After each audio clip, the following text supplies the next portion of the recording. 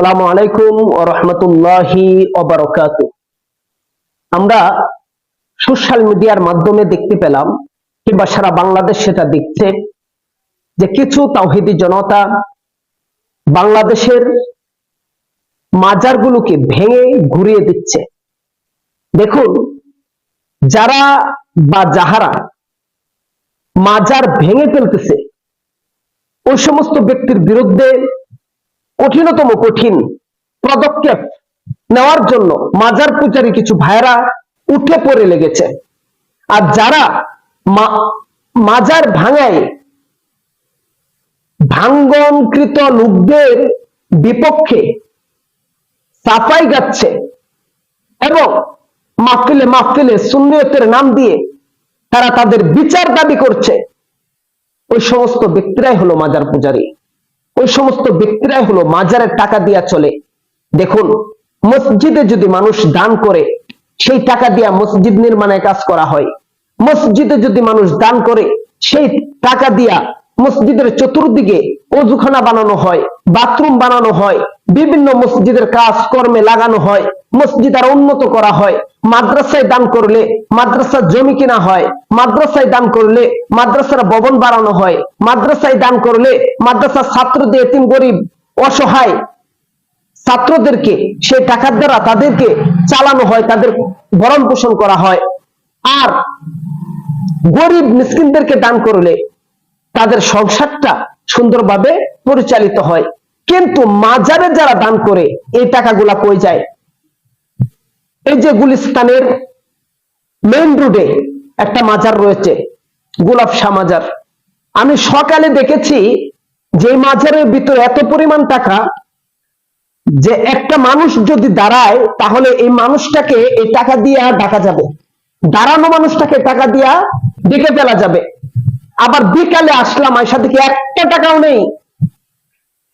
হ্যাঁ, একটা টাকাও নেই। আর সকালে যে টাকাগুলো আমি দেখে গিয়েছিলাম, সেই টাকাগুলো ছিল প্রত্যেকটি টাকা 1000 টাকার বান্ডিল, 500 টাকার বান্ডিল, 100 টাকার বান্ডিল। তখন 200 টাকার নোট ছিল না, অনেক আগের কথা বলতেছি। তো 100 টাকা, 500 টাকা, 1000 টাকার বান্ডিল দেখেছিলাম। ওই সময়টাতে আমি এখান থেকে চলে গিয়ে বিকালে আবার যখন আসলাম, তখন আমি চাকরি করতাম কেরানীগঞ্জে। বিকালে আবার যখন আসলাম, আয়সা দেখি যে মাজারের ভিতরে একটা টাকাও নেই, সব সাফ। আবার বান্ডিল, বড় বড় বান্ডিল মানুষে ফেলে দিচ্ছে। এই টাকাগুলা কোথায় যায়? এই টাকাগুলা কে খায়? এর সাথে জড়িত কে ছিল? হ্যাঁ, মানসি আওয়ামী লীগের কিছু চোর এর সাথে জড়িত ছিল।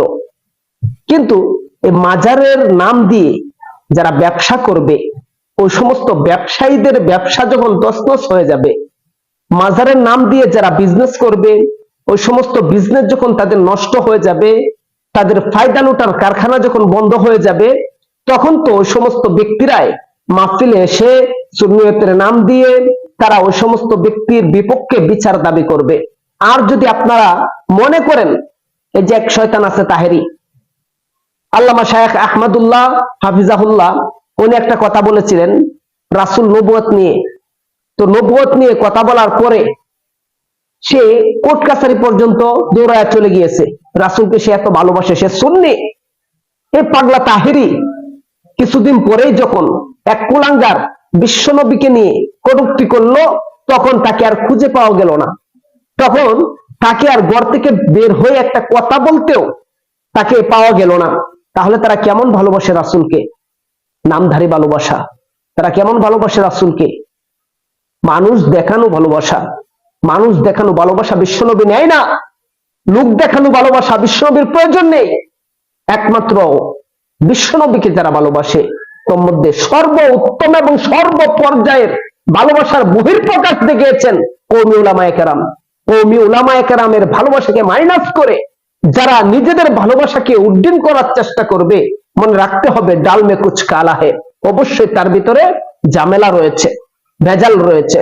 এজন্য বাংলাদেশে যত মাজার রয়েছে, মাজারের মূল অংশ অর্থাৎ যে কবরকে কেন্দ্র করে তারা মাজারের ব্যবসা তৈরি করেছে, লাল নিশানা দিয়ে, লাল গিলাফের মাধ্যমে, লাল কাপড়ের মাধ্যমে তারা যে একটা ব্যবসার আয়োজন করেছে, ওই সমস্ত ব্যবসা ভেঙে তছনছ করে দেওয়া হোক এবং মূল কবরটা রেখে বাকি যা রয়েছে সবকিছু ভেঙে ঘুরিয়ে দেওয়া হোক। এটা প্রত্যেকটি মুসলমানের সন্তান আশা আকাঙ্ক্ষা করে এবং তাদের দিলের দাবি এটাই যে প্রত্যেকটা মাজার মূল কবরটা রেখে, এবং কি যদি পারেন তাহলে তারা মূল কবরটাকে যেভাবে ইট দ্বারা তারা বাউন্ডারি করেছে, ঢালাই করেছে কবরের উপরে, এটা সম্পূর্ণ ইসলামে নিষিদ্ধ। কবরের উপরে ঢালাই করা, পাকা করা, এগুলো সম্পূর্ণ ইসলামে নিষিদ্ধ। আর নিষিদ্ধ কার্যকলাপের মাধ্যমে তোমরা ব্যবসা করবা, নিষিদ্ধ কার্যকলাপের মাধ্যমে তোমরা ওলিয়া উলিয়াদের নাম বিক্রি করে তোমাদের পেট চালানোর বিজনেস করবা, সেটা বাংলা জমিনে কখনো হতে পারে না। আর তাহেরি পাগলা, ওকে যেখানে দেখবেন জুতা পিটা করে শায়েস্তা করবেন। এই তাহেরি এত খারাপ, ওকে যেখানেই দেখবেন ওকে জুতা পিটা করে শায়েস্তা করবেন। জুতার উপরে আর কোনো ওষুধ নেই। তাহেরিকে যেখানে পাবেন সেখানে জুতা পিটা করবেন। জুতার চেয়ে আর বেশি উপযুক্ত হতে পারে না। আর তাহেরিকে দাওয়াত দেওয়া বন্ধ করেন। কারে আপনারা দাওয়াত দেন? যার ভিতরে শিরকে ভরা। তাহেরিকে দাওয়াত দেওয়া বন্ধ করেন। আরে পাগলার দল, কাকে দাওয়াত দেন আপনারা? যে ভালো করে কোরআন তেলাওয়াত করতে জানে না, কাকে দাওয়াত দেন? সে কোরআনের তাফসীর জানে না, কাকে দাওয়াত দেন? ন্যূনতম যার কোনো কোরআন সম্পর্কে অভিজ্ঞতা নেই, সে মন গড়া ব্যাখ্যা দেয়। একটা মানুষ জীবনে মাদ্রাসায় পড়ে নাই, সেও কিন্তু এখান থেকে ওইখান থেকে শুনে শুনে কিংবা বাংলা কিছু পড়তে পারে। এই জন্য বিভিন্ন বাংলা কিতাবাদি দেখে অনেক কথাবার্তা ইসলামিক বলতে পারে, এই জন্য সে ইসলামের স্কলার হয়ে যায় না। হ্যাঁ, তো তাহেরি পাগলা এরকমই। তাহেরিকে দাওয়াত দেওয়া বন্ধ করেন। এর কাছ থেকে আপনারা কিছুই ফায়দা পাবেন না। হ্যাঁ, নাচানাচি আর গান বাজনা, তাহেরিকে দাওয়াত দেওয়ার চেয়ে যদি মমতাজকে দাওয়াত দেন এরপর অনেক ফায়দা হবে। মমতাজ তো সে সরাসরি নাম দিয়ে বাউল গান করে, আর তাহেরি ইসলামের নাম দিয়া, সুন্নিয়তের নাম দিয়া সে বাউল গানের ব্যবসা করে। যত বাউল গান আছে দেখবেন তাহেরিকে খুব ভালো পায়, আর তাহেরও তলে তলে তাদের সাথে একটা আন্ডারস্ট্যান্ডিং সম্পর্ক রয়েছে। এর জন্য তাহেরিকে দাওয়াত দেওয়া বন্ধ করেন। ও কুলাঙ্গার, ও তো এত খবিস, এই খবিস সম্পর্কে কি বলবো? এর নাম নেওয়াটাও আমার জন্য লজ্জাজনক মনে হচ্ছে। এর নাম নেওয়াটাও আমার মনে হচ্ছে যে আমার মুখ খারাপ হয়ে যাচ্ছে। এর নাম নেওয়ার ধারাই কি বলবো, মানে আমার এত প্রচন্ড খারাপ লাগতেছে যেটা ভাষায় প্রকাশ করতে পারবো না। ওকে দাওয়াত দেওয়া বন্ধ করেন। ওকে আর দাওয়াত দিবেন না। ওই পাগলা, ওকে ডাস্টবিনে নিক্ষিপ্ত করেন। এর দিয়া না আছে জনগণের কোনো ফায়দা, না আছে ইসলামের কোনো ফায়দা, বরং কি মানুষের ঈমান নষ্ট হওয়ার কারখানা তাহেরি।